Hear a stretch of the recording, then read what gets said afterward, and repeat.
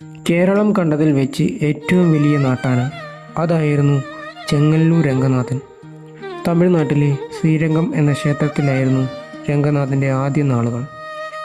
അവിടെ കാവേരി നദിയിൽ നിന്നും ക്ഷേത്രത്തിലേക്ക് അണ്ടാവുകളിൽ വെള്ളം കൊണ്ടുവരികയായിരുന്നു രംഗനാഥനെ ഏൽപ്പിച്ചിരുന്ന ദൗത്യം.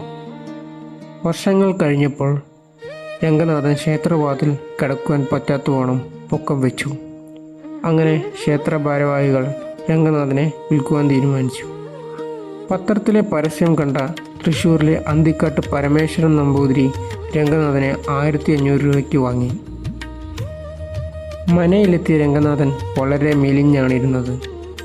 മഞ്ഞപ്പൊടിയും ഉപ്പും ചേർത്ത ചോറും ചവനപ്രാവശ്യവും ആയുർവേദ മരുന്നുകളൊക്കെ കൊടുത്ത് രംഗനാഥനെ പരമേശ്വരൻ നമ്പൂതിരി ഒരു തടിച്ചു കൊഴുത്ത ആനയാക്കി മാറ്റി.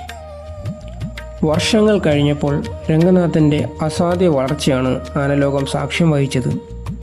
345 സെൻറ്റിമീറ്റർ ആയിരുന്നു രംഗനാഥൻ്റെ പൊക്കം. താൻ ചെല്ലുന്ന ഏത് പൂരത്തിനും രംഗനാഥന് തന്നെ തിടമ്പ്. പഴയ ആറാട്ടുപുഴ പൂരത്തിൻ്റെ ചിത്രം കണ്ടാൽ നമുക്ക് മനസ്സിലാവും രംഗനാഥൻ്റെയും മറ്റുള്ള ആനകളുടെയും ഉയര വ്യത്യാസം. 1914 ആറാട്ടുപുഴയിലെ എഴുന്നള്ളത്തിൽ കൂട്ടാനയായ അകവൂർ ഗോവിന്ദൻ്റെ കുത്തേറ്റ് രംഗനാഥൻ സാരമായ പരുക്കുകളേറ്റു.